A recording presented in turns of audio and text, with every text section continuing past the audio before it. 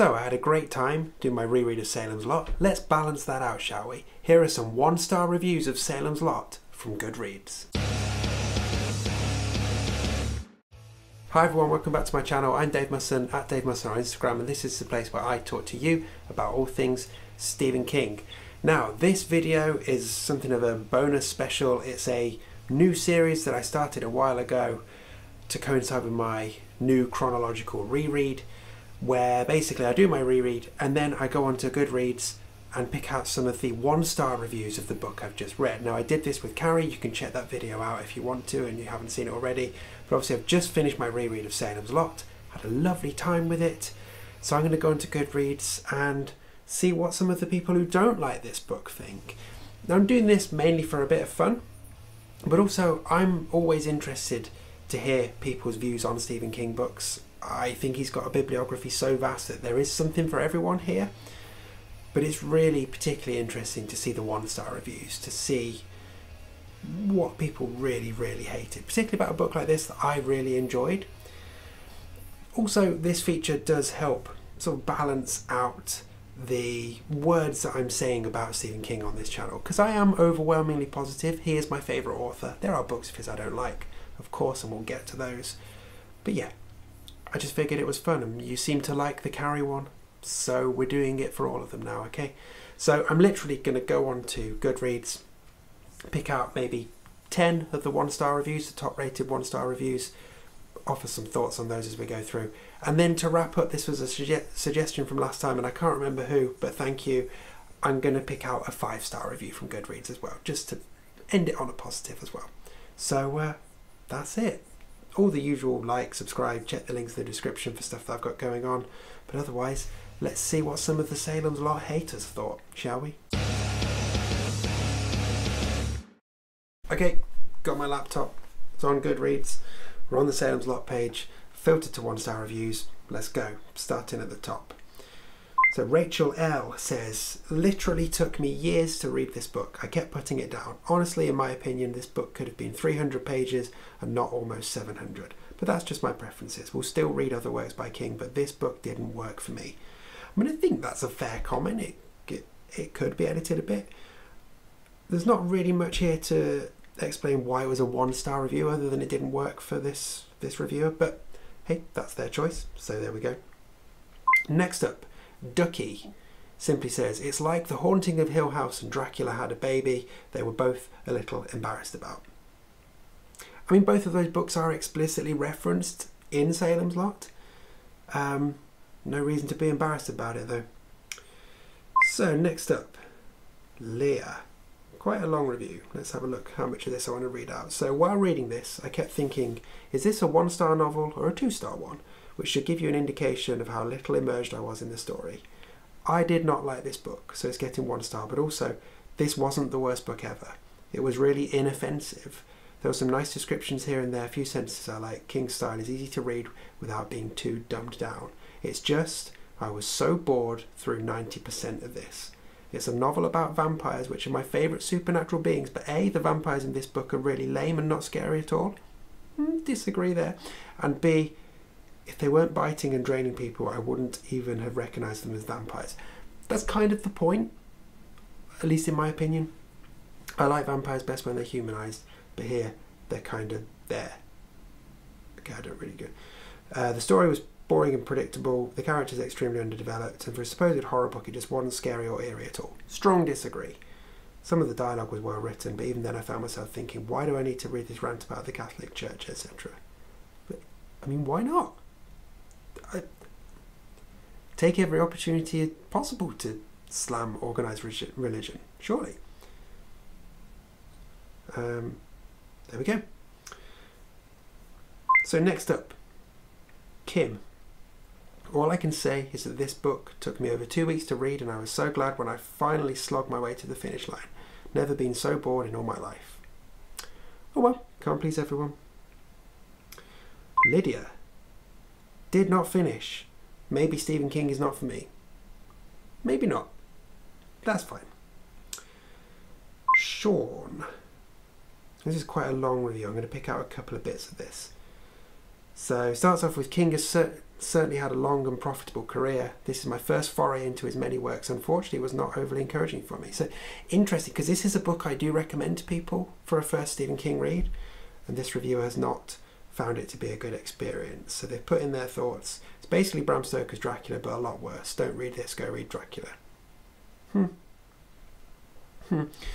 King did do one thing here which I want to praise. If we are to believe that a vampire feeding on a human turns the human into a vampire, then we would wind up with an ever-increasing number of vampires, as each night the existing vampires go out and make more vampires.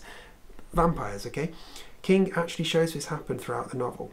Watching the town become ever more filled with vampires is the one small bit of satisfaction I got here. So there we go. Yeah, cool. Says the beginning of the book is torturously slow. I see that as building, but I could see people finding it a slog to get into. On the whole, it's just not good. There's a ton of filler sections of just random people from the town. Literally my favourite bits of the book. The romance between Ben and Susan is mostly fine, other than the very minimal time between them meeting and being madly in love, which I would expect more from 13-year-olds as opposed to adults. Yeah, I mean, I disagree there. I thought that romance was terrible, but hey-ho. There are a couple of other King works I'm interested in trying, but I'm rather less interested in them after reading this. That's a shame. That's a shame. So, Ben. Not only is this book completely void of any literary capital, but the plot and characterisation are some of the most offensively boring things to ever come out of a book. I was so utterly bored by the characters and by King's lack of description that the plot mattered so little to me. Although I was close, I have no idea how the book ends, and neither do I care. It's dull and not worth even picking up. Strong disagree. There's one here in what looks like Czech. I can't read that. It's 1 star though. Obviously not positive. There's one from Laura here that just says todo mal, which even though I don't speak Spanish... You know I don't speak Spanish. I know that mal is bad, and todo probably means completely. So I'm guessing todo mal means completely bad. Spanish speakers, let me know in the comments. One from Carolina Mares here. Review simply says 1.5 stars. Okay. And should we do one more 1-star review? So from Lee Klein. I read this for a contemporary literary theory class my senior year in college. Everyone was like, yo, why are all the dorky English major types with their fuzzy hair, silly wool hats, scarves, leather footwear, black coffee and Oberlin Student Cooperative Association travel mugs? Why are all these pretentious dorks reading Stephen King? It was real uproar. All I remember was thinking that the writing was lame. It wasn't even scary. Disagree. I made it to about page 200 before the vampires or whatever even appeared, and then quit it. We could choose not to write a 5-page close reading essay on one of the books that semester. Then went back to digging on my newfound pals Barthes and Baudrillard.